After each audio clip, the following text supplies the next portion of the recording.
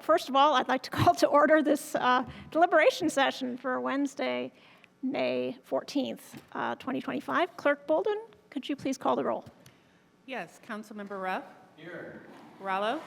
Here. Piedmont Smith. Here. Bailey. Here. Zulik. Here. And Asari. Here. Thank you. And for Councilmember Ruff's sake, these microphones are a little different, so they're not going to pick up the first few words you say for cats. They will have to be turned up manually by the cats crew, so just to let you know. Yeah. A little filler. All right. I'd like to start with our land and labor acknowledgement tonight. We recognize that the city of Bloomington sits on native land. The city, as well as city administrative buildings, are on the traditional homelands of the Miami, Delaware, Potawatomi, and Shawnee people. And we acknowledge they are past, present, and future caretakers of this land. We also acknowledge that much of the economic progress and development in Indiana, and specifically Bloomington, resulted from the unpaid labor and forced servitude of people of color, specifically enslaved African labor. We acknowledge that this land remains home to and a site of gathering and healing for many indigenous and other people of color, and we commit to the work necessary to create and promote a more equitable and just Bloomington. We move forward knowing and acknowledging our rich, complicated, and sometimes painful past so that we can learn from it and create a true land of opportunity.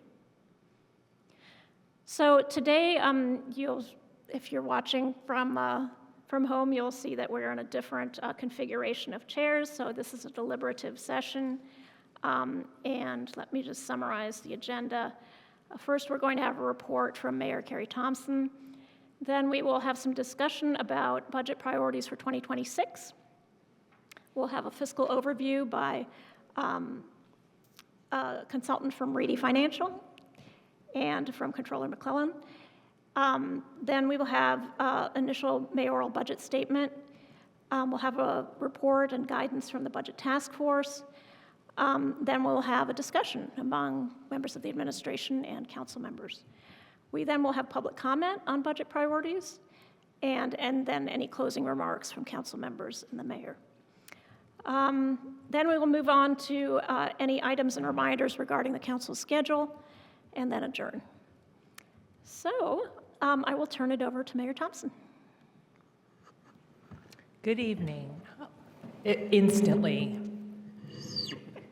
and grandiosely magnifies. Thank you for having me. As you know, I gave a pretty broad city update at the State of the City, so I'm just covering things since State of the City, which was a month and a half ago. We continue to work on a number of fronts on housing. First, the Community Foundation's new Lilly Grant will be funding significant new case management for our unhoused neighbors, and we continue to focus on getting people housed in the Housing First model and reconnected to their support networks. The case management here is really key to the success of our overall strategy to house our unhoused neighbors. And frankly, the lack thereof has been a detriment to progress recently. A couple of agencies lost outreach workers, and they just haven't been replaced. We've been working on some of the challenges associated with homelessness in new ways, including installing a porta potty at Seminary, which seems like a very small thing, and budgetarily it was, but we are already hearing from businesses in the area that it has greatly reduced daily cleanup for them, and our after-hours ambassadors and our police are after-hours ambassadors are fully staffed. Our police are getting to the point where we're getting closer, and we plan to be adding more downtown resource officers as we fully staff the police force. Our work, Director Killian Hansen and Director Hiddles and my work at the Mayor's Institute on City Design at Harvard is wrapping up now. We just had another meeting about it this evening. You'll be hearing more about that from Director Hiddle on June 4th when he outlines the path forward for input and changes to our UDO. We're working together to solve the problem of the lack of attainable housing for people who live and work in Bloomington long-term. So that's our real goal. That's the problem statement that we're working with as we look at UDO changes. Meanwhile, we've started a full audit of our permitting process to ensure that we remove significant friction points down the development approval process road, and that adds cost significantly to the cost of housing. So any friction points we can remove, any acceleration in that process really ends up impacting the cost of housing. We've also completed the AFSCME salary study in preparation for our contract negotiations there. This is the final employee group to have salary adjustments, and so this is the final step in all of those salary changes that we started with in 2024. We have been really focused on pulling that wage growth task force study off the shelf from 2016 and getting to work on economic development that really works for Bloomington in the 21st century. A key piece of that, of course, is our partnership with the Trades District and the Mill and the university, and the CCC grant that helps facilitate that work and the activation thereof. And I know you've gotten various reports on what's happening at the Trades District. Things are really coming alive there, and the partnership with the university that is being facilitated, I have a lot of hope for, and it fits nicely with the 2030 plan at the university. We've also launched the survey for our new economic development city branding through Civic Brand. And I'll give a shout out to those watching and also council members who have not yet taken the survey online to please go do that. That is it's an important part of really telling the story of Bloomington, so we brand it well. That also will entail the planning and rebuild of our website. We're planning for and/or implementing several capital improvement projects, including new police headquarters, fire logistics building, remodeling of Station 3, Showers West, Hopewell, the convention center, and the hotel associated therewith. We have our Parks Master Plan underway and also a parking study, and thanks to various council members who've put the shout out for that parking study on social media and elsewhere. Really appreciate that. All of this is in addition to filling more than 1,100 potholes this spring, a reduction in violent crime that we've seen, a new city park that was opened at Hopewell Commons, and much fun being had along the way. We never forget that. We are fully occupied, I'll say. If this month-and-a-half-long report does not highlight that, your team is working hard to get changes made on the ground. And I think our whole team is really pleased at the progress that we're making, both in visioning forward and fulfilling basic city services. That's it. Thank you very much, Mayor Thompson. Are there any questions from council members directly related to anything Mayor Thompson said?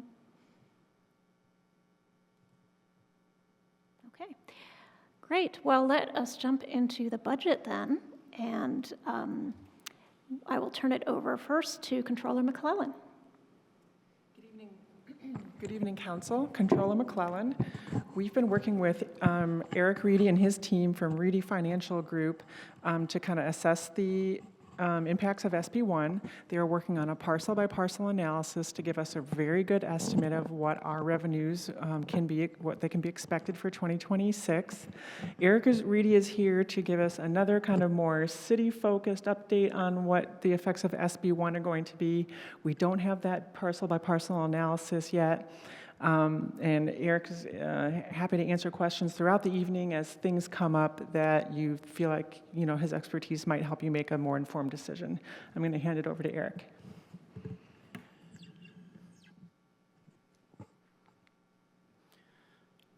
Hi, as Jessica said, just making sure that my mic's good. Eric Reedy, CPA, President, Reedy Financial Group, municipal advisor for over 32 years. We work with cities, towns, counties, townships, schools, and special taxing districts all across the state. We provide educational updates to member organizations such as AIM, which is for cities and towns, AIC for counties, IEDC, Economic Development, many others. Brief historical context, circuit breaker law was passed in 2008. Just have to have a general understanding of that law. Places a 1% cap on property taxes for homestead properties. So if you have a $100,000 home, your circuit breaker will not allow the tax bill to go over $1,000. If it does go over $1,000, then all the overlapping units kick in a credit, and that credit means a reduction in taxes to the overlapping units, such as the city. 2% cap on non-homestead and agricultural and long-term care, and then 3% all other, which includes commercial, industrial, and personal property, business personal property. So Senate Bill 1, a couple things I'd like to share with you on Senate Bill 1. On the property taxation side of it, 1% property, again, is your homestead. What the General Assembly did on the 1% adjustments is they adjusted the homestead deductions, and there's going to be a flat 1% percentage of 66.7% by 2031. Now, this is all phased in over that time period, so from 2026 to 2031, this all gets phased in. What I'm sharing with you today is when everything is fully phased in, is what we're looking at today. So again, it'll increase to 66.7%. Now, on a $100,000 home, that would actually be a decrease in the current deduction, about a 1% decrease, but on like a $500,000 home, it's a 23% increase in the deduction. So that's just how the math works on going from the current system that we have to the new system, which is just a flat 66.7% deduction. 2% properties, which again are non-homestead and ag, long-term care, 33% deduction is what those parcels will receive. There's no current deduction for 2%. So this is brand new. That gets phased up as well over a period going to 2031 when it gets fully phased in. 3% adjustments. This one has some interesting adjustments. There was a lot of back and forth on this. There's an increase in the exemption threshold for business personal property. So right now there's an exemption of $80,000. That goes to $2 million. And the county assessor told me when we had the meeting a couple weeks ago that currently there's about 90 parcels that are impacted by business personal property. This $2 million will knock that number down to about half that number, so it'll go to 40 or 50. So that's the impact on going from 80,000 to 2 million. So if you have 2 million in business personal property by 2000, that kicks in January 1, 2025 for 2026. Anything under 2 million just doesn't pay business personal property. That's what that means. The other piece to that is any assets placed into service after July 1, 2025, so for taxes payable 26, there's a removal of a 30% floor right now. There's a floor where you never reduce the tax liability once you reach that 30% floor. There's always a taxable amount. That goes away. So if somebody holds on to an asset and it goes below that 30, let's say 25, 20, 15%, it's now taxable at those numbers. So there's no floor. So that's a big change to the tax bill as well. On the next page, there's new credits in Senate Bill 1, $150 for homeowners 65 and over. There's $125 for disabled homeowners. And then there's a new primary homestead of the lesser of 10% or $300.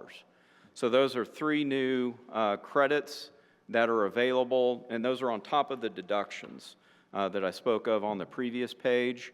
So the way a deduction works is that just simply reduces your gross tax, your assessment, and then these would be after the tax bill is computed, you would receive these credits. So if your tax bill, for example, for a homeowner over 65, if it's $1,000, you'd get an extra $150 off of your tax bill. That's how a credit works. So these are brand new. The adjustments to local option income tax, there were broad changes to local income taxes as well. It eliminates the existing lit system. So the existing lit system is gone. Currently, the county has an expenditure rate that goes to the city general fund.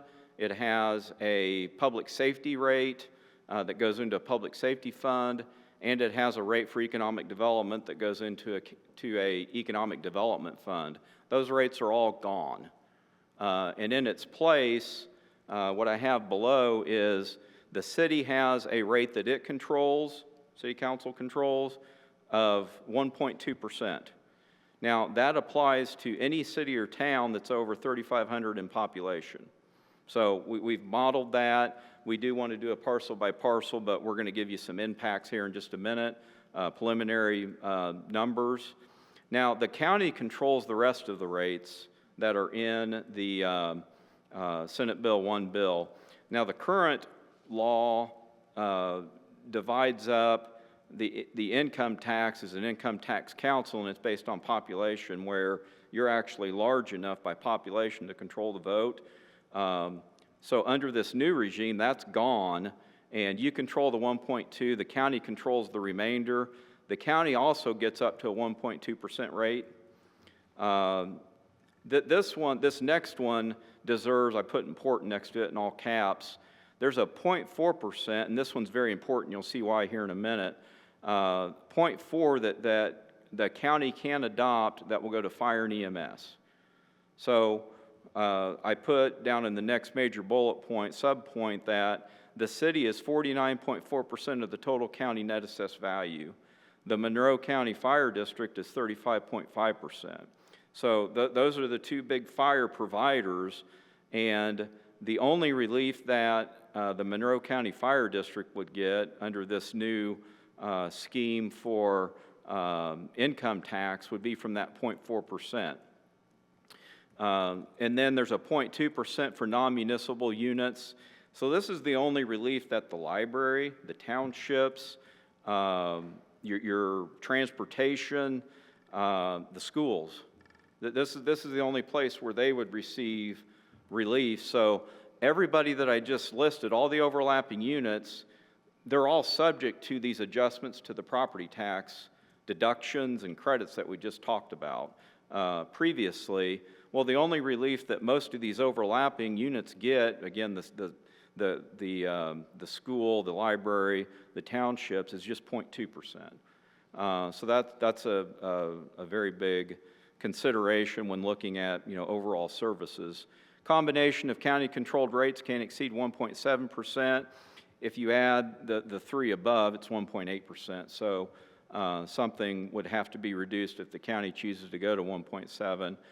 I mentioned 3,500. If it's a city or town below 3,500, the way that the law works is the county controls their lit. They also have a 1.2%, but the county controls it if under 3,500.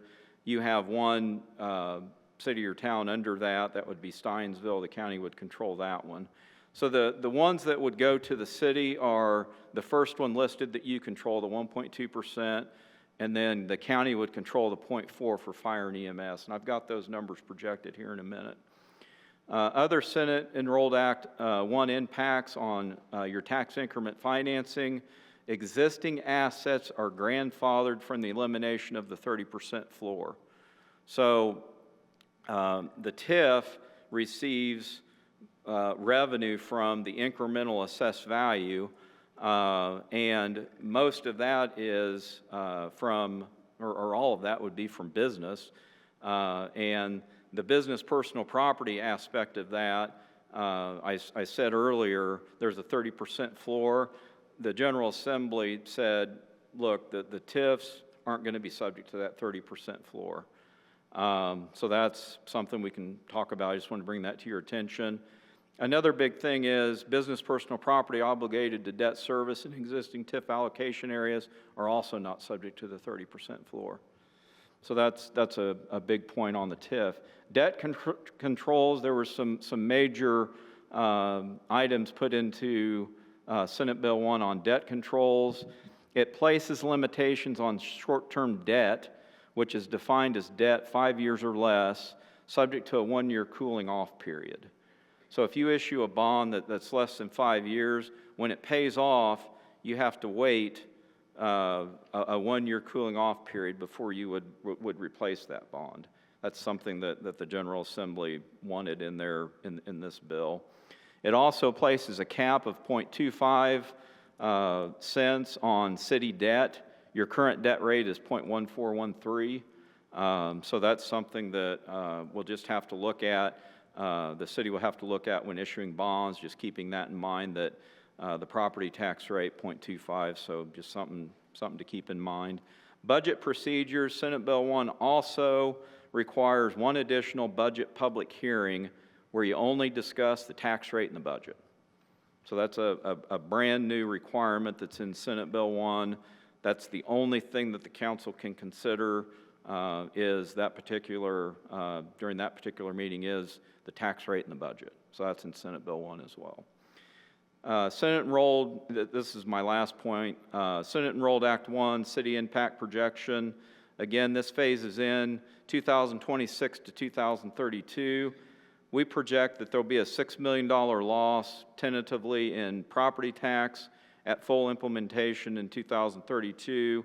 And because of the elimination of the current income tax structure, the city will lose $7.42 million in income tax. When you total those two, $13.42 million. Remember I said that it was important that the 0.4% that the county controls. If the county implements the 0.4, that's $11.66 million that the city would receive. So when you look at the $13.42 million loss, and if the county implements the 0.4, the 11.66, at full implementation, you're short about $1.85 million in 2032. So again, we're looking at full implementation.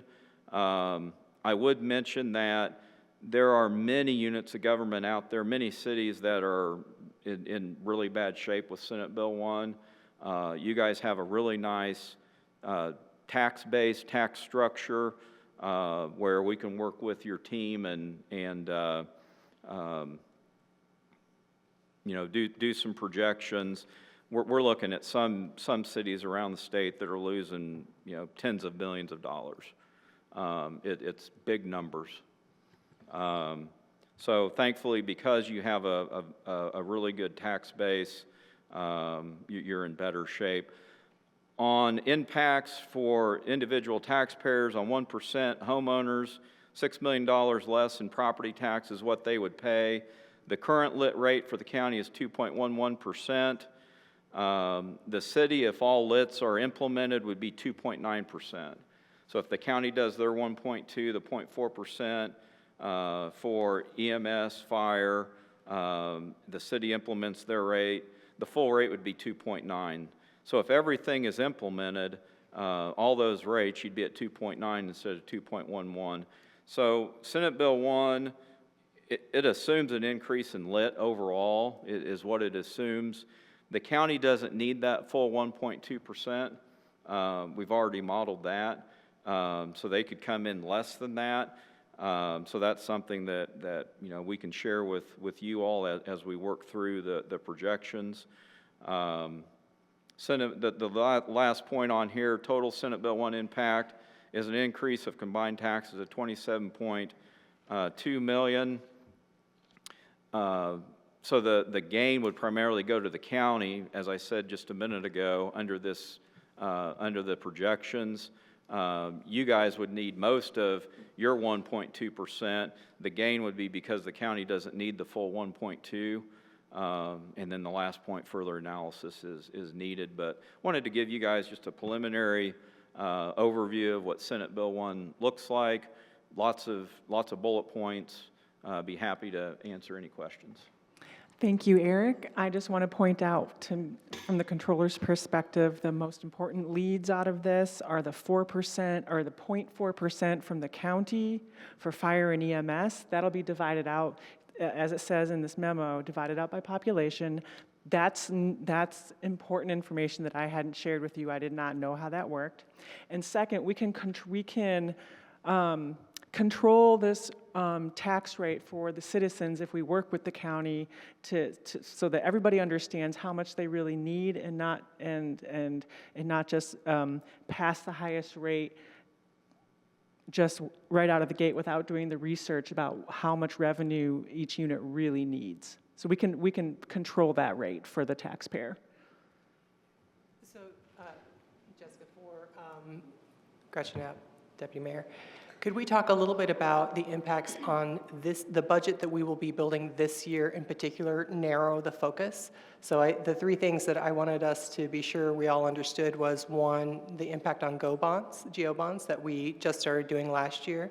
Number two, it's my understanding that we still get lit next year, but that by 2028 it goes away. So in 2027, that will be when we'll need to take legislative action on that. And then if we have any sense of how our levy might be affected next year, I think this group would love to, even if it's just a guesstimate of somewhere between X and Y numbers, that would be very helpful as we go into our budgeting season to look just ahead to next year. I'll just start off by saying that our MLGQ is capped at 4%. And I'm very sorry to interrupt. There was a lot of information presented by Mr. Reedy, and I wanted to give council members a chance to ask questions on that before more information comes our way, if you don't mind. So are there questions on the summary given by Mr. Reedy? Yes, Councilmember Asari. Just a super brief one. Thanks so much.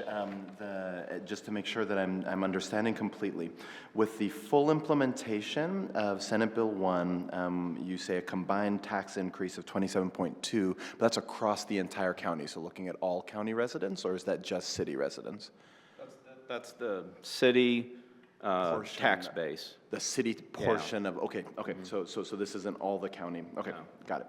And so that, but then that is, so that's the one, what we're talking about is the one, assuming that we did a 1.2% tax increase, or lit, we took the full lit, and that the county did the full 0.4%, and that portion directly goes to EMS, and that's the assumption there. Correct. Got it. Understood. Councilmember Zulik. Thank you. Who finances the tax credits for the new property tax credits? Will that be us? The state did not, unlike other credits that the General Assembly has passed that have been funded. These are not funded.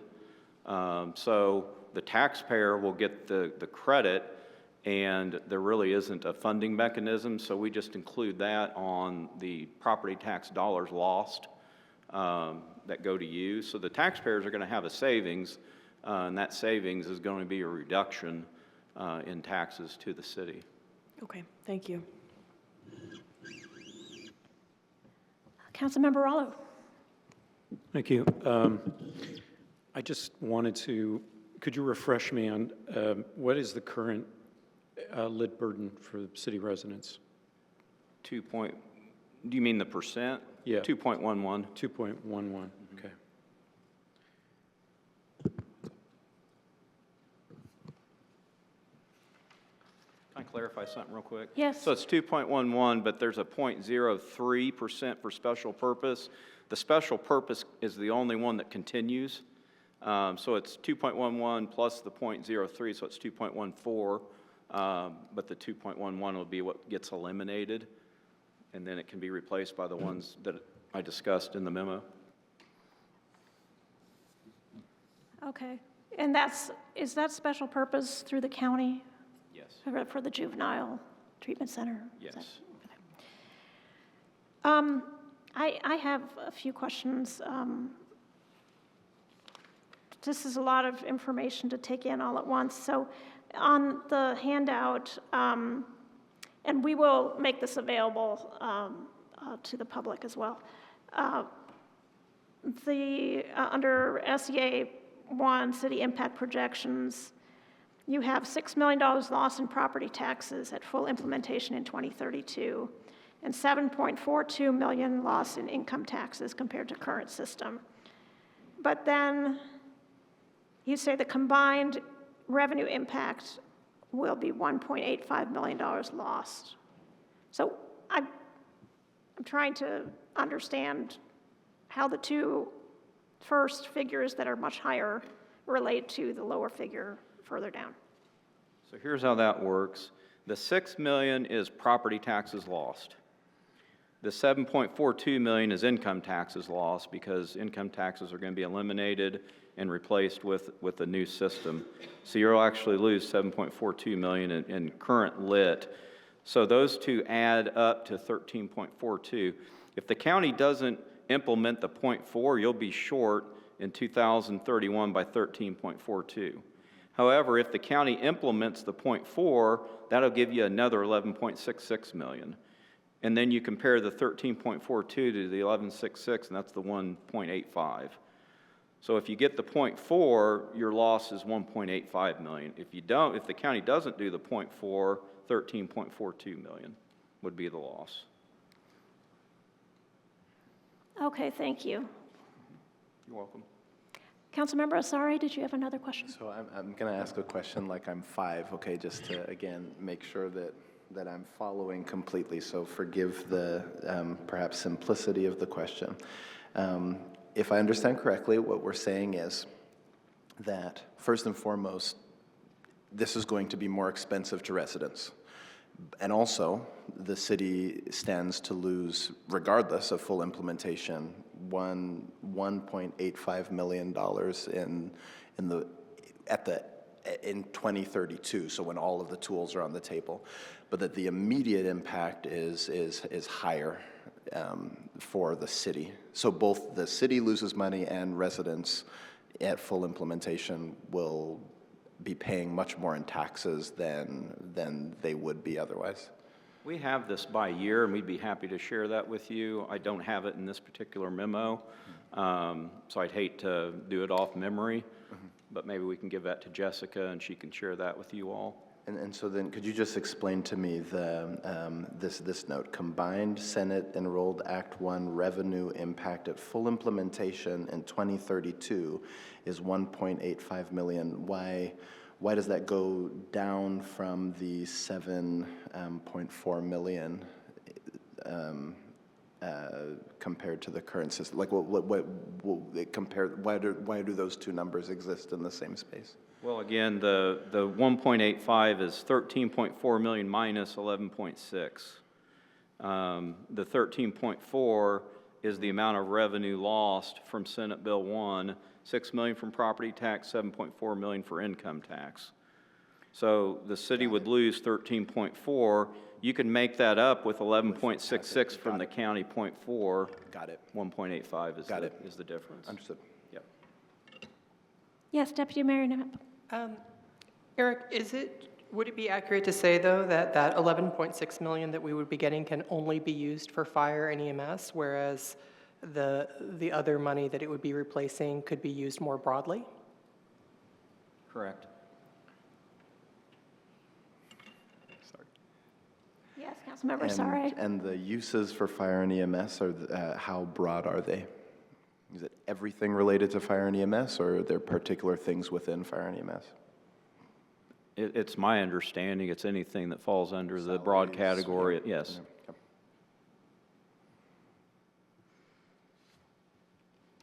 All right, are there other council member questions for Mr. Reedy or Controller McClellan before we move on? Okay, so Deputy Mayor Knapp was asking about impacts on 2026. And then Controller McClellan was answering when I so rudely interrupted. And please go ahead.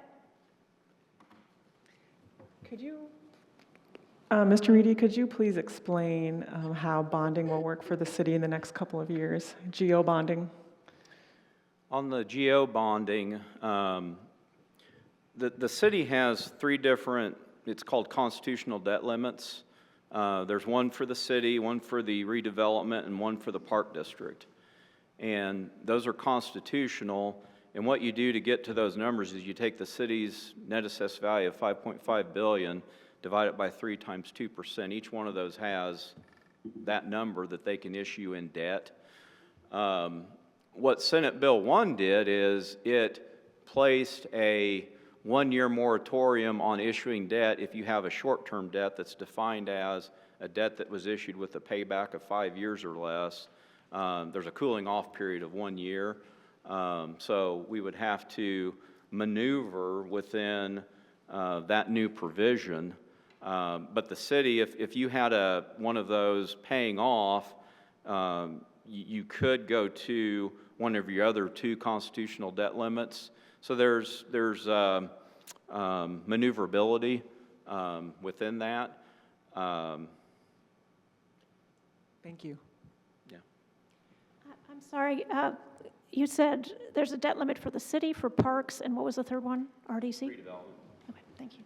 So they each have the same constitutional debt limit for the entire city's tax base. It's just how the statute works. Yes, Deputy Mayor Knapp. So, again, trying to put this in as simple terms as possible. So last year, we issued a 2-year GO bond, thinking that we could put our capital projects in there and in continuing budgets, continue issuing these short-term cycles. But the impact of this is that, correct me if I'm wrong on this, Mr. Reedy, we can't issue another one of those short-term bonds until 2028. Is that correct? You would have to have a 1-year or 1 year cooling off period. Right. So since our GO bond is 2025, 2026, cooling off in 2027, then 2028 would be the first year. So my next question is, I noticed that the short-term bonds are 5-year bonds. So if we were to issue a 6-year bond, does that get us around that, or is it still, is that a thing? I don't even know if that's a thing. This bill was passed, less than a month ago, and the attorneys around the state are developing your answers. So we're just going to have to wait. And then the DLGF will also be sending out memos on their interpretations, because ultimately what cities and towns and counties around the state are going to, and schools do, is subject to DLGF interpretation. That's who we have to look at to get ultimate answers. Yes, Councilmember Daley. But to clarify and follow up on what Deputy Mayor Knapp was saying, then if we had like the 2-year city go bond and we couldn't, the cooling off period was 2027, rather than having to wait till 2028, we could say, okay, well, we're going to take out another go bond for parks during that cooling off period. Is that right? Yes, because that's a different constitutional debt limit. Okay, thanks.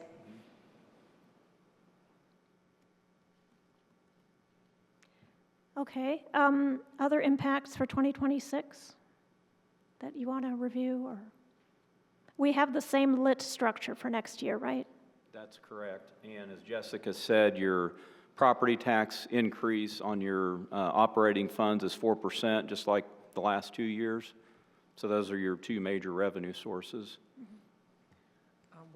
We'll track the circuit breaker, like how these impacts might increase our circuit breaker losses, but we should be able to get a pretty good estimate pretty soon of that property tax revenue. I think we're mostly going to be looking at how this affects our circuit breaker losses, which are very small right now. So the new property tax homestead deductions are going to be in effect when?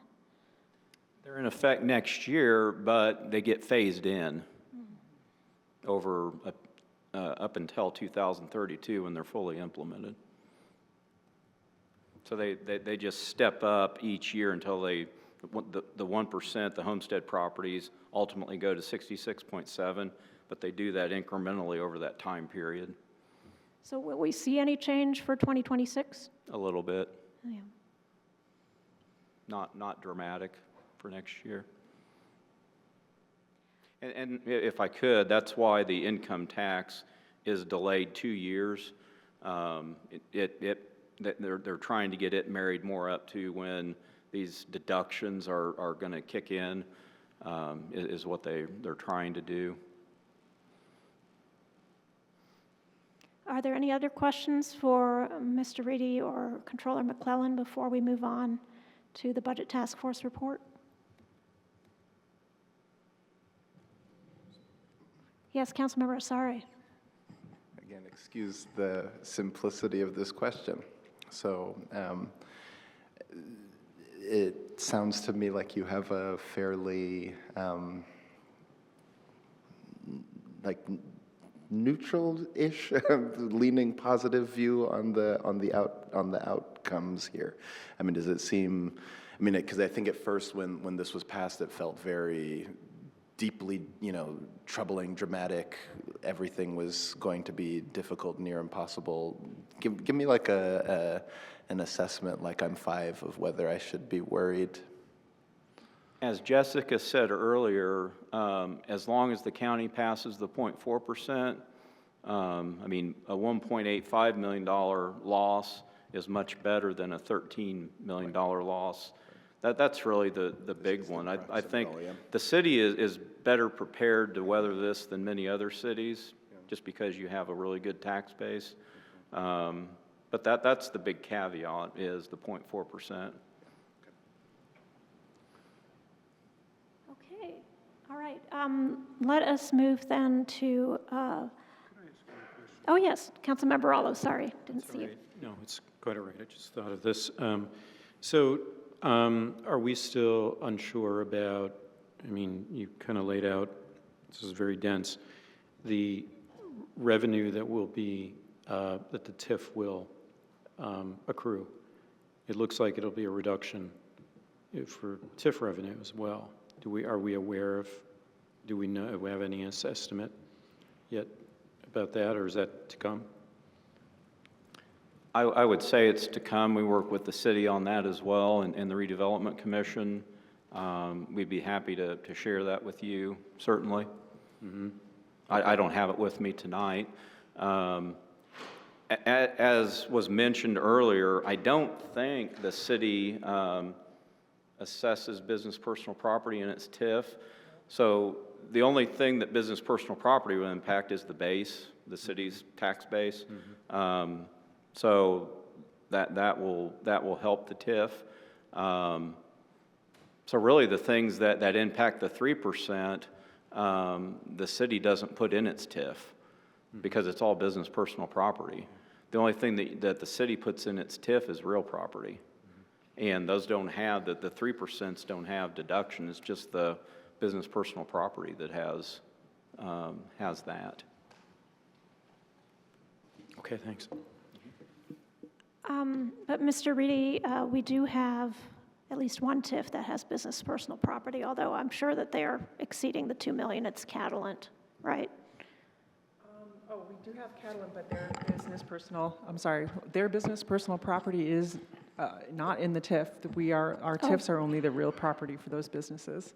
Oh, okay. So it must have been a tax abatement or something for their... I believe, yes, they are part of a tax abatement. Okay, thank you. Sorry, misremembered that.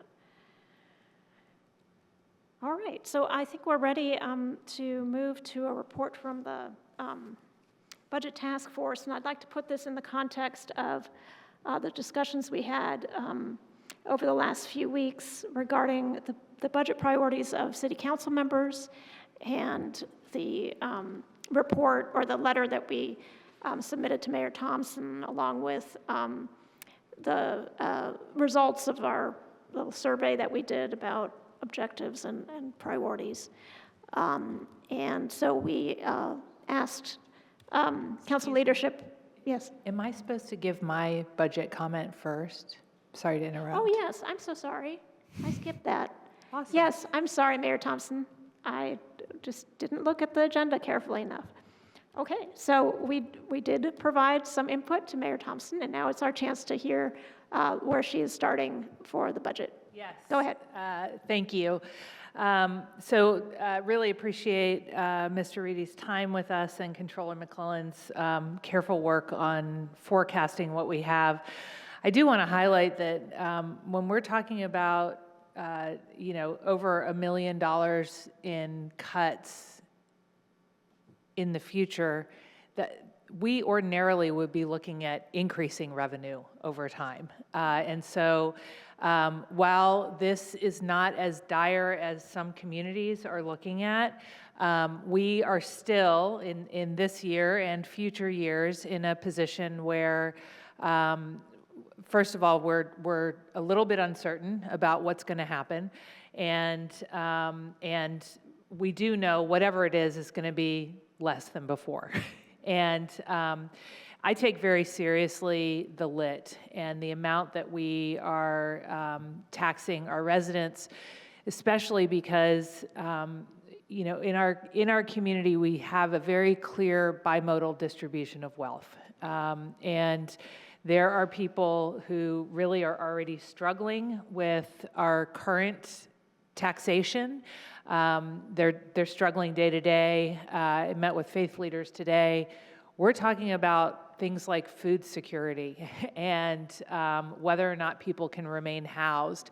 And so when we think about adding lit, and I understand we're talking about just getting back up to the levels that we were at, it's something that we should take seriously. And so I think going into this budget season, especially given the various uncertainties, the tone that I'm taking really is that we want to do really well at maintaining what we already have, fulfilling the commitments that we've already made, and fulfilling basic city services. This is really not a year that I'm interested in large new projects, big new initiatives. We have work to do, and we actually are engaged in a number of projects that we already have committed to and have already been on the horizon. So we, at the administrative level, we kept our buckets very small and focused, and we really are looking to have a focused budget on basic city services, commitments to what we already have on the table, and maintaining our infrastructure. That's what I have for you. Thank you. Thank you, Mayor Thompson. Yes, Councilmember Rello. Well, I share that sentiment. So, but I was wondering about. I mean, we don't know what's coming from the federal level right now in terms of cuts to Department of Transportation or HUD and so forth. So,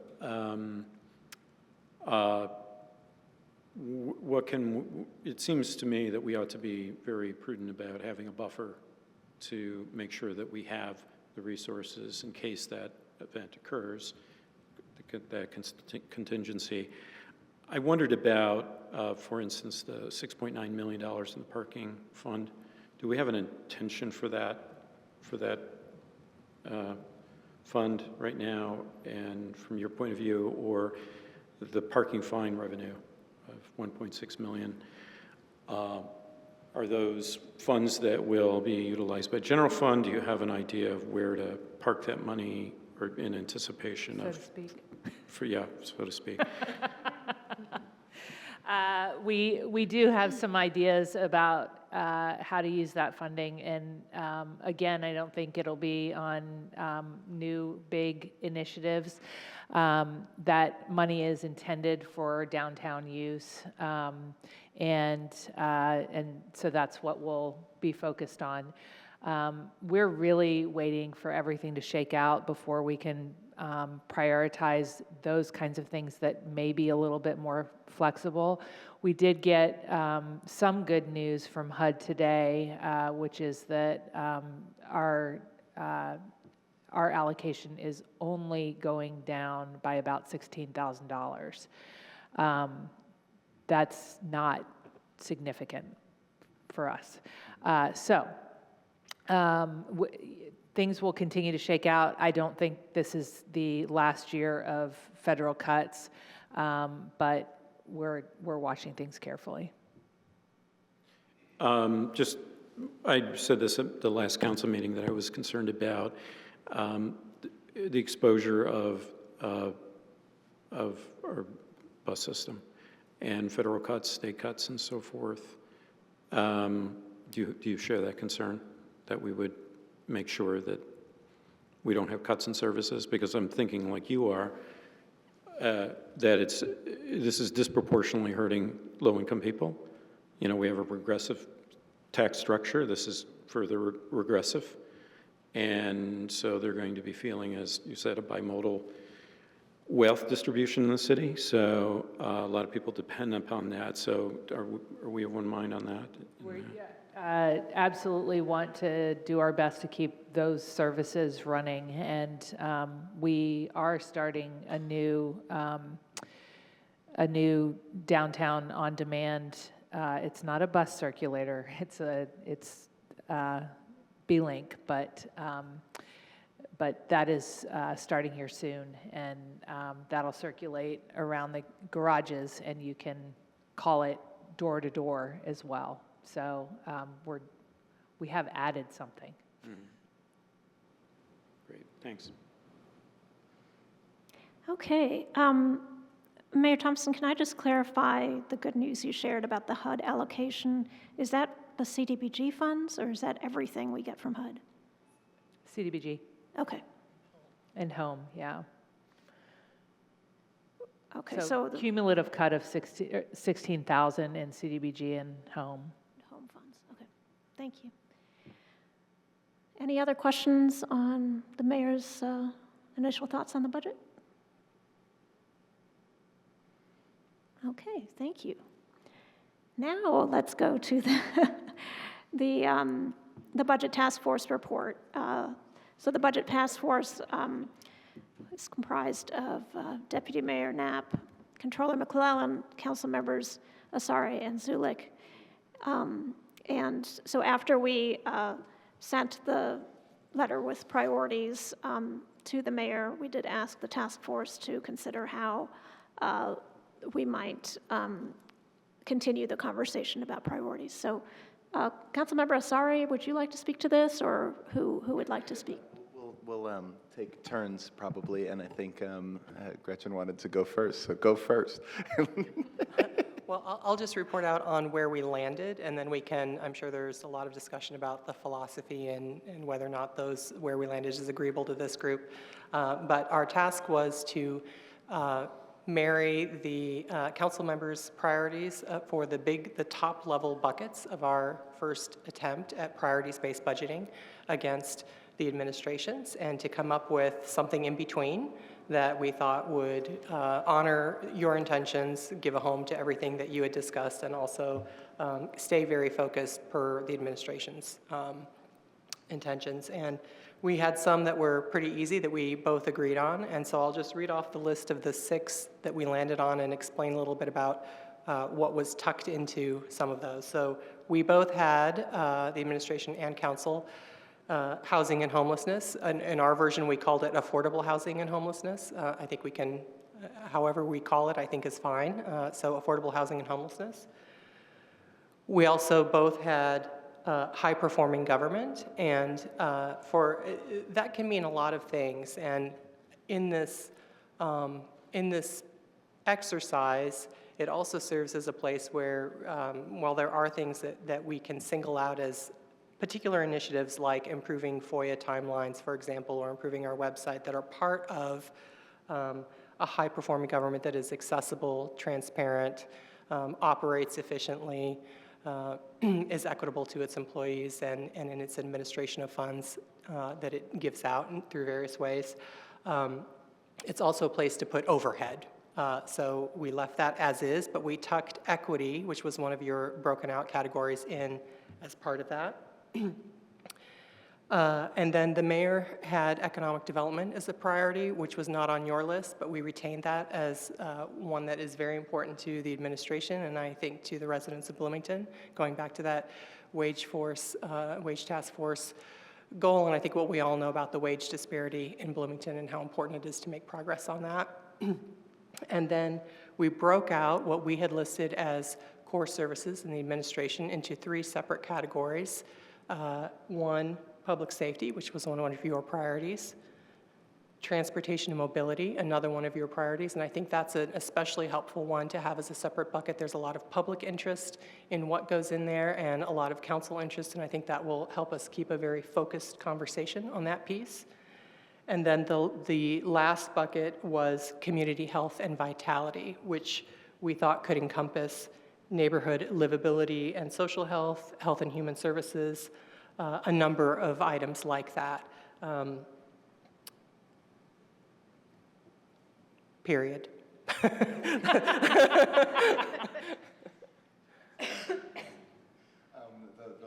Maybe 2 points that I'll add. So here, what we agreed on is a list of outcome areas.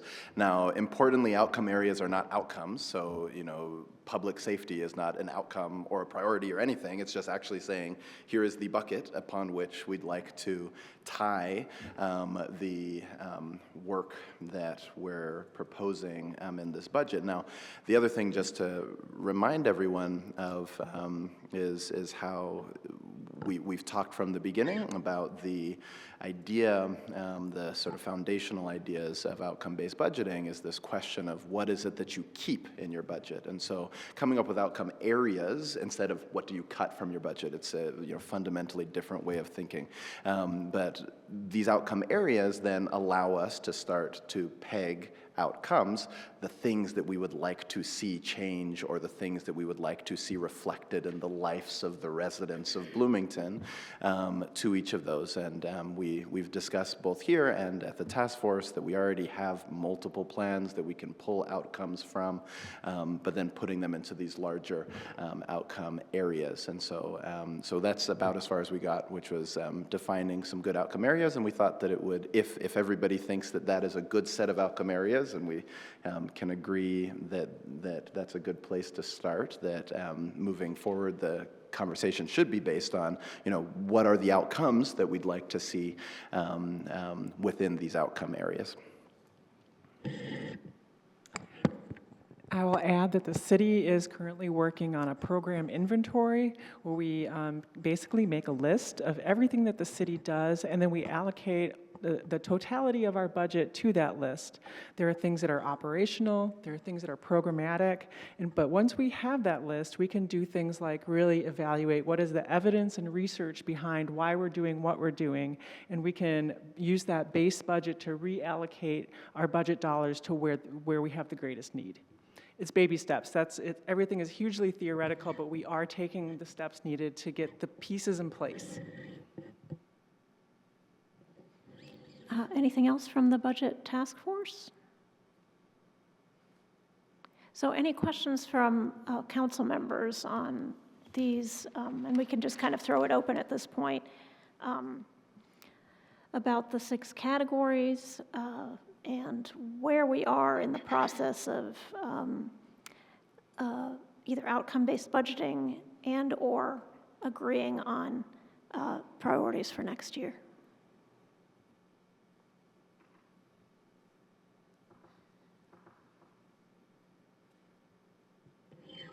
May I? I've looked at many cities' priorities and outcomes, as I'm sure you have, and these look like a very good list of priorities to me. This makes sense for a city.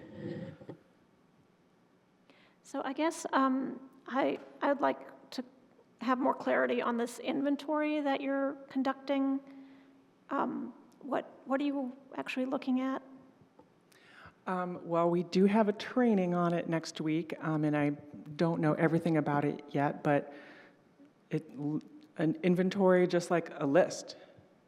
Do you want to I think you're talking about for New World, for our actual budgeting software they'll be using, is that right? Yes. for our budgeting software. So in other words, as we talk about this and we want to create reports in the future that show, here's what we budgeted for this particular bucket and for each line item that you would see in what I think Councilmember Asari was calling Tier 3, those individual lines, we need to have a place for that in our accounting software. And so the controller has purchased an overlay that will allow us to do priority-based budgeting.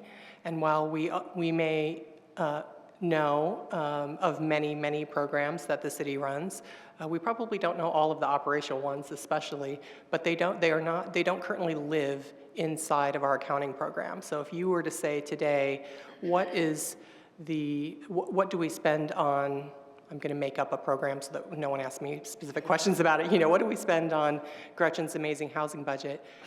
We wouldn't be able to do that unless I was tracking it on a spreadsheet. I would know those numbers from creating the budget, and I would have put in category 1, 2, 3, 4 expenses, but they're not tagged as such inside our software. So that's what she's talking about, is creating that master list that will live inside our software so that we can produce the budget for you and in the budget book to be able to see what all of those items are and track our expenses once we agree on what we'd like to include in next year's budget.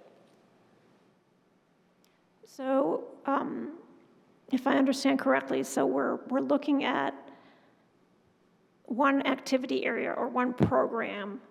What do we spend on that between personnel, overhead, outreach, everything? Is that what the categories are? Is that? So if I can just give a sort of 20,000-foot view, the way the state requires us to report and submit a budget does not talk to the way that we want to look at, for instance, how much overall is the city spending on helping our unhoused neighbors. And so we needed a overlay to the software that can pull out those kinds of projects, but it's still just a click of the button to get it to a place where we can submit to the state. And so this categorization that Jessica is doing is in order to help it to get those categories right, because we know that the state gives us a format and that's set.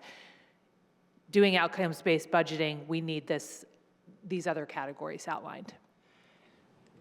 Like, how do we include personnel in all of our programs? Because personnel is a set, like 20 people in a department who work on multiple different programs. And this gives us a way to automatically, continually refresh that information without having to pull a spreadsheet and add and subtract numbers over and over and over. Although, as a side point, we discussed that for those of us who have tracked grants before, for example, when you say, here are all my staff, here are the 40 programs they work on, and everyone contributes in some departments like CFRD, for example, every department member works pretty much on every project. So if you were to go through and say, this person gives 30% to this and 10% to this and 5% to this, the minute you add a new program or a position is added or eliminated, all of those percentages become invalid. So for year 1, we're not doing that yet. That's not part of our baby step. That is master class. We're not there yet, but that would be ultimately how it would work. You're correct.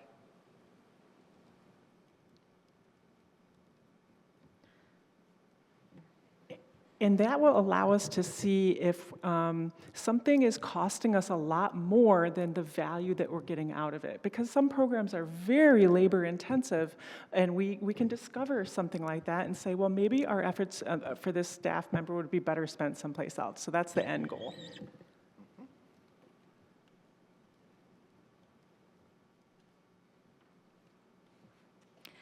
So I guess what I'm trying to understand and what hopefully will lead to more input from my colleagues also is, how does this relate to the memo that we sent to the mayor, where we had objectives and then we had some specific requests under the objectives? So this is just the very top layer of that. So you included, for example, in your memo, there were descriptions, or you might say definitions, of what the objective was. There were also tier 2 goals, objectives spelled out, and then line items for each program. We're not able to do that in one Monday meeting at the task force, and also I think that is work that will require a lot of close attention from cabinet members who know what these programs are.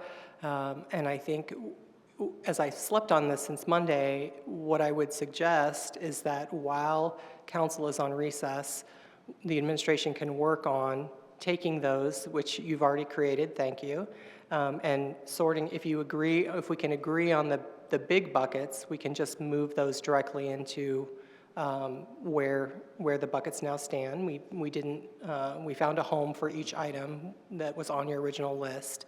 And then the administration will want to, of course, create their own additional objectives, and we can look at some of the wording of some and suggest when you return. For example, there were some that were, the objective was a dollar objective, like double the budget of fill in the blank. And for some of those, it might be helpful to talk with staff and say, what is the actual need for this program? What could we accomplish in a year? Sometimes there are staff or just time limits on how much you can do, even if you have all the money in the world.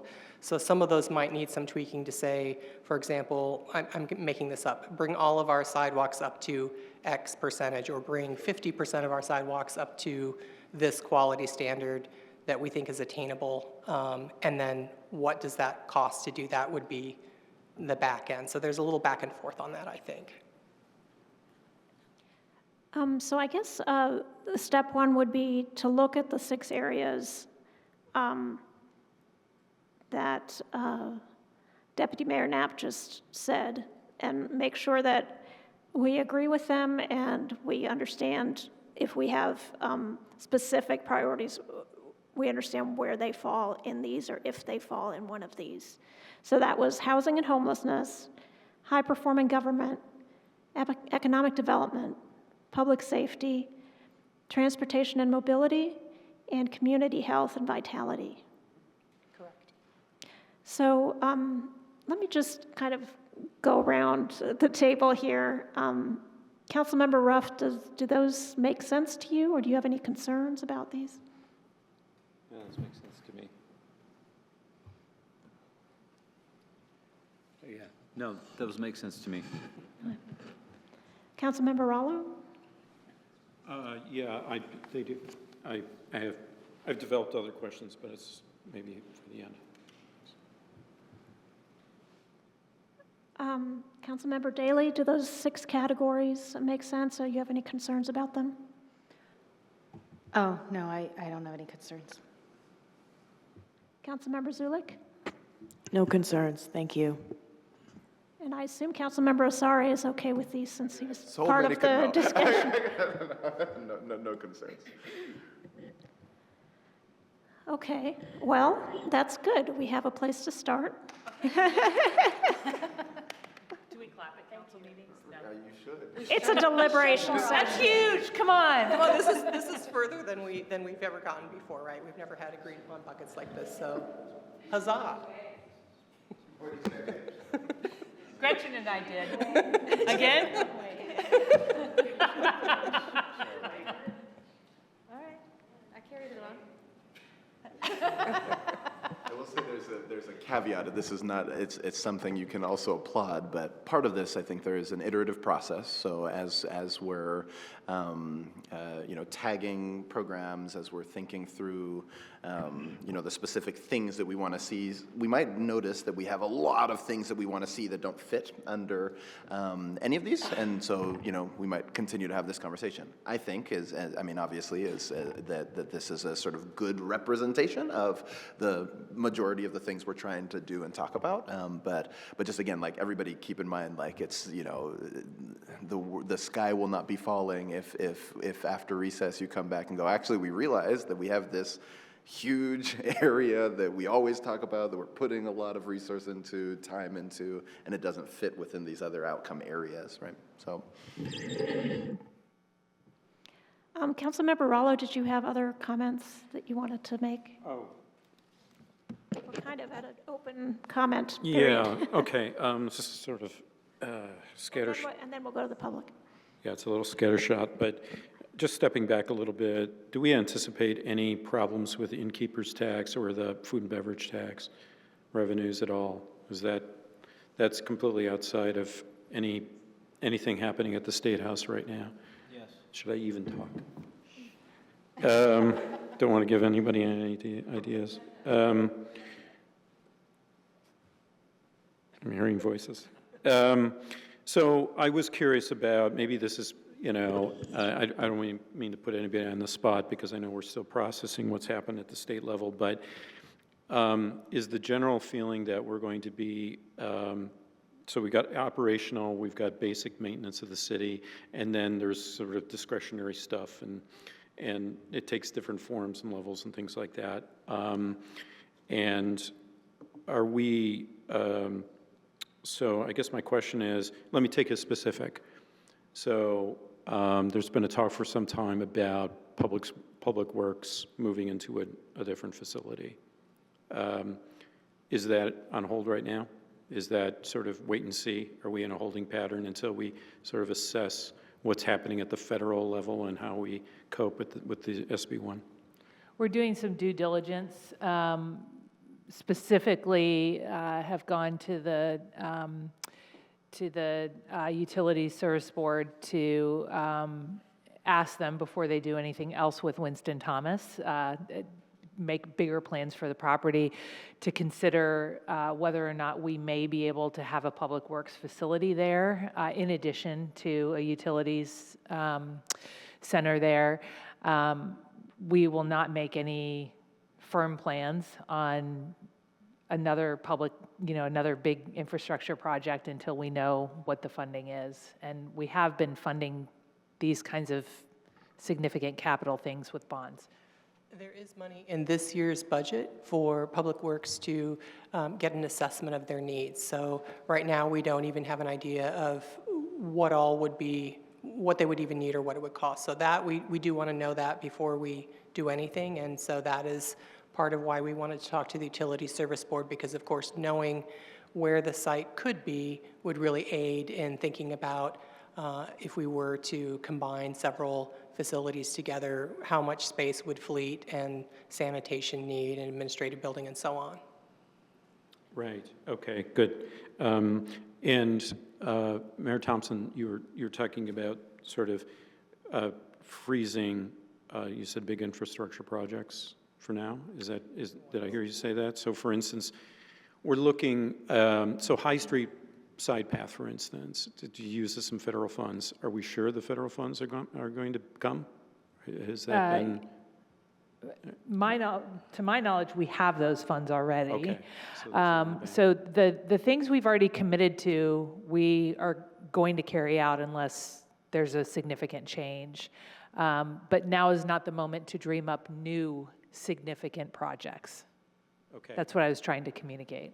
How about consultant reports and things like that? Are we going to be judicious about, or maybe not going ahead with additional consultant reports right now until we assess where we are financially? I think there are some that are called for in Safe Streets for All, and I'm not sure, we'll know at budget time what those are. I know that engineering has looked at and proposed adding staff to be able to eliminate consultants to save some money there and also increase some capacity. So we'll certainly be taking a look at that. And the other aspect is as staff are being asked to do more with less, essentially, we don't want to then add even more onto that. We want to make sure that people have the capacity to do the work. And we have a lot of big projects and a lot of, frankly, operational improvements that we're trying to make that lay on top of all of the other work. So, is the Walnut College, I don't know, corridor, yeah. Is that still proceeding, or is that going to be on hold for now? It seems like a big budget item. We've already spent some money on the consulting, but the implementation hasn't been decided yet. Okay. and I think a lot of that will depend on Safe Streets for All and the prioritization of there and what that shakes out with when we put together that transportation and mobility list of projects. Okay. We're prioritizing safety improvement projects over others at this point. Okay, I think that's all I have right now. Thanks. Are there other questions or comments about, other than the categories, and are there any specific concerns that council members want to raise?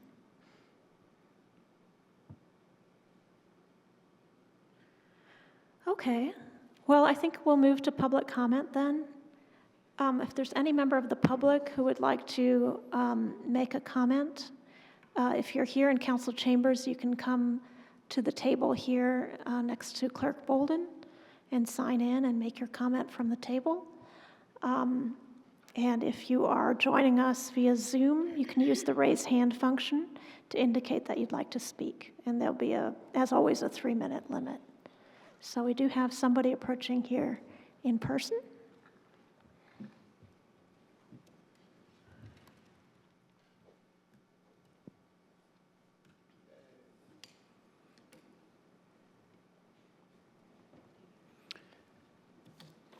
Good evening, group. Wonderful discourse today, and I just want to say I echo a lot of the sentiments I heard. My notes are going to kind of go on and on. I finally had to grab a piece of paper for them. Just a couple things that I want to note about what SB1 I think will give a chance, an opportunity for, was to sort of look for efficiencies. I think this is a time to sort of look at joint ventures with the county, more collaboration. I always give kudos to collaboration between government entities, and I think this is a good opportunity to look at what can we kind of do together or not do, and sort of look at ways to save money, which is in the same way I liked Jessica's work with the inventory and sort of looking what we're spending and what that entails, which really comes down to what I've been talking to a lot, which is personnel costs, and sort of looking at when we're doing these salary increases, which I think are a really good idea. We want to keep and get the best possible workforce we have at the city, but look at where we can look at some efficiencies on where we need employees and where we don't. I mean, we've sort of done that at the chamber a little bit, which is sort of adding certain functions and duties to personnel and sort of cutting some others. And I sort of looked at MCCSC, who this SB1 is really draconian. It does not, it's very unforgiving. But Dr. Winston's taken leadership and has a plan with that on how they're going to move forward. And I think, you know, the city doesn't want to get to the point of rifting employees where everybody's working 80% time and nothing's really happening and morale's down. I've lived through 2008, the Great Recession in Arizona, which had that. To the mayor's overview, I couldn't agree more with a couple of those things. I'm getting, as far as Seminary Square bathroom, I'm getting less photos from businesses sending me very gross photographs, so that is always a good thing. And just sort of looking at what we're doing with the unhoused and how we can make that the best investment. I think reading Dave Askin's article on Crawford Homes, I think eye-opening and should be something we should think about what's working and what's not. With the mayor's comments about infrastructure, we just need to make sure we're not shortchanging that in this process. Parks, we're putting a lot of parks, adding more parks, but making sure we're doing upkeep on them. I mean, these are very important assets to the city that need to be addressed and not deferred, which is a very easy thing to do in budget situations.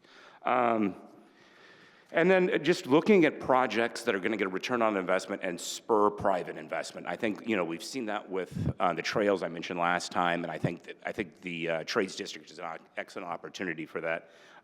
We want to build that up. And a little bit with the population on the lit increase, how that housing is so important. There is no commuter tax. So if people are coming in here to work, we're not being able to get that revenue, yet they're using some of our roads and some other things. So it's really stresses when we're talking about that lit increase to get the housing of people that are not only living here and working here, so are not only working here but living here. So those are the important things, and my time is up. Thank you.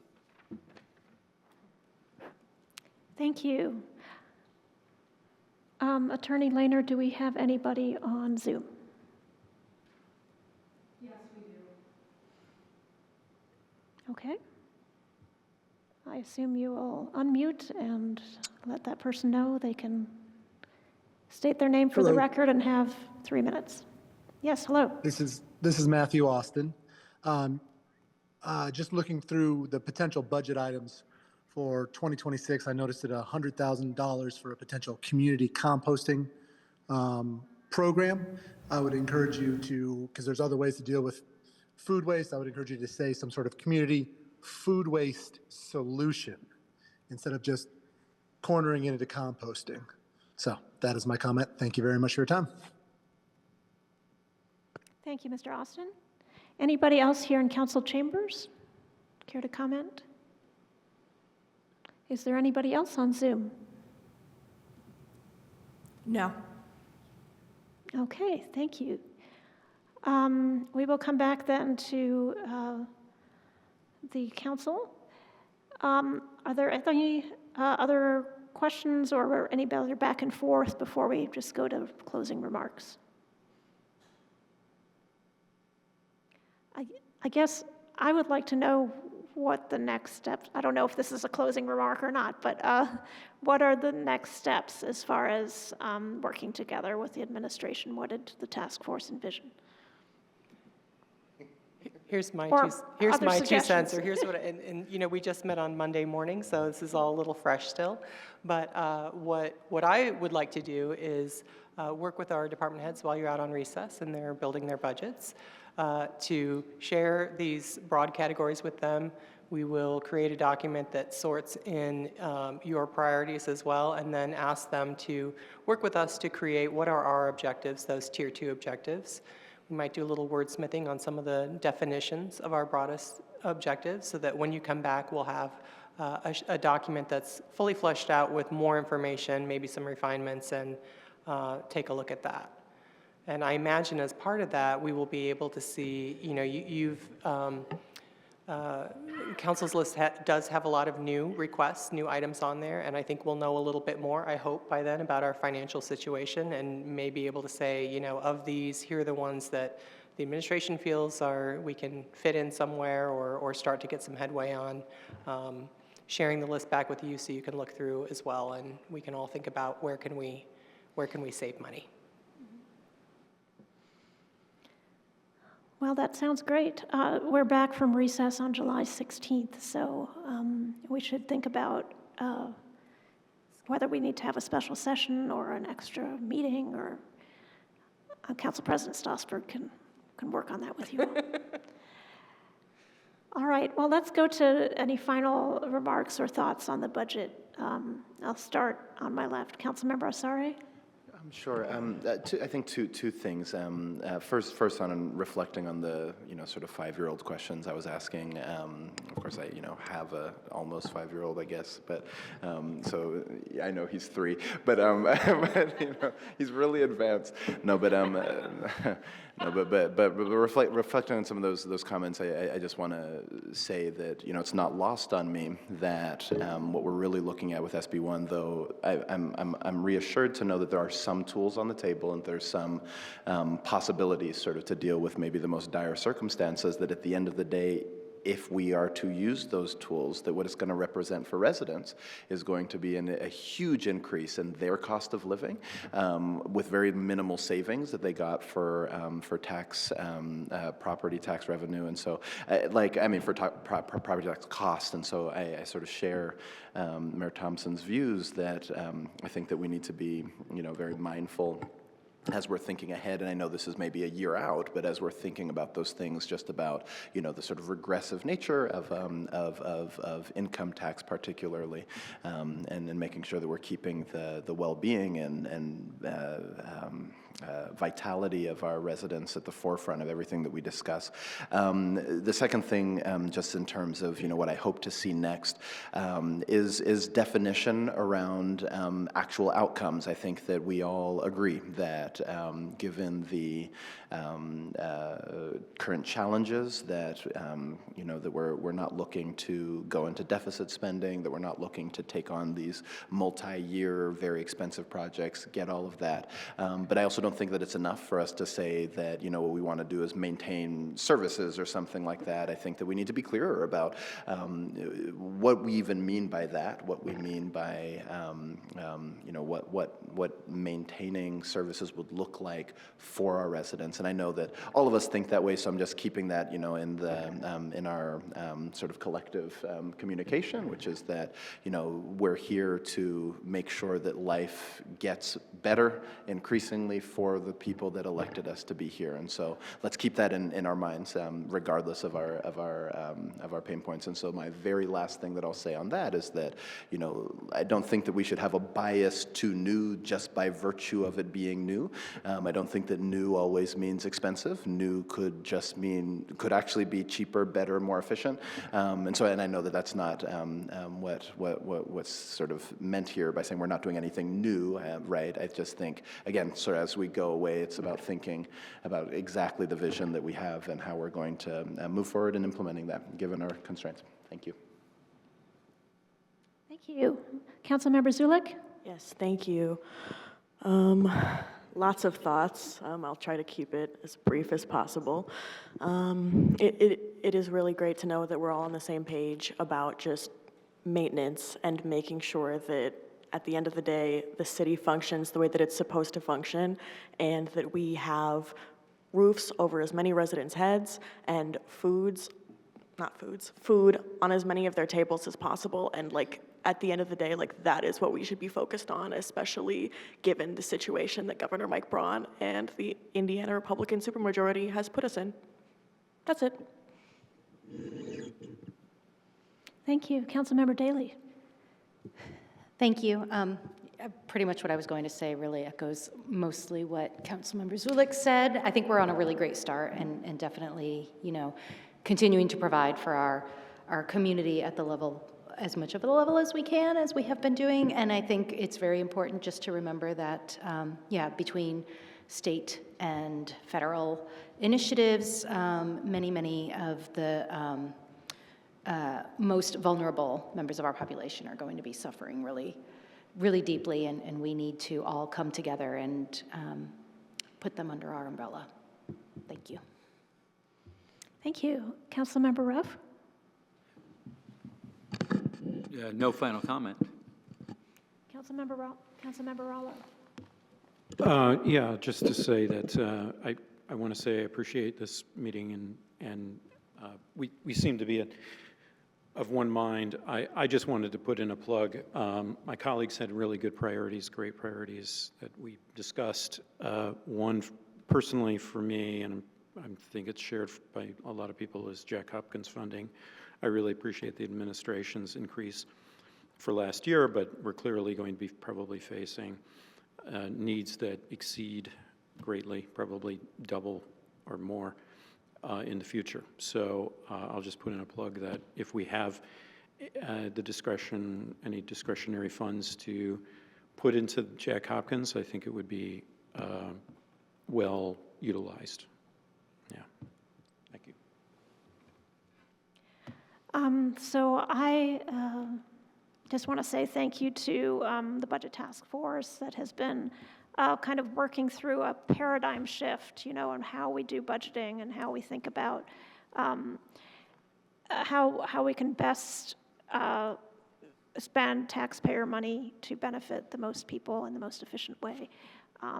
Through, you know, first of all, let's figure out what we're spending money on now and which programs and services, and look at where the bang for the buck is. So for myself personally, I didn't realize we were going to go back so far before we can go forward. But I think what Mayor Thompson said, you know, makes total sense. The way our budget is submitted to the state is not a good way to actually measure outcomes. So we first have to build that structure. So I understand that. I guess my big takeaway from tonight is that we need to work with the county. We should be having conversations with our colleagues in the county, I suppose, particular the commissioners and the county council who hold the purse strings, because I think it's going to be essential as we move forward that we collaborate. I think we collaborate with the county not just to make up for lost funds with the new funding paradigm from the state, but also, as Mr. MG mentioned, to see if there are ways we can be more efficient by working together with our county colleagues. And in this age of federal budget cuts and state budget cuts, I think it becomes increasingly important to collaborate with other local entities. So with that in mind, I'm looking forward to having those discussions and looking forward to July, when we will have something from the administration and continue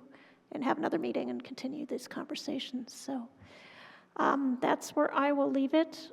The next item on our agenda is matters of council scheduling. I don't have anything in particular to mention. We have a regular session next Wednesday at 6:30. And then we will have our last session before the council recess on Wednesday, June 4th. Attorney Lehner, was there anything else to mention under council scheduling? I can think of no other comment to make. Okay. Well, I'd like to take this opportunity to welcome our new staff member. Yay, yay.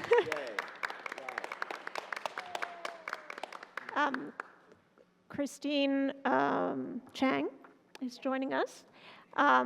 Just started yesterday, so she's jumping right in with both feet and has already helped draft an amendment for me for legislation next week. So it's terrific to have her on board. And I think that's all we have for tonight, so we can adjourn. Thank you.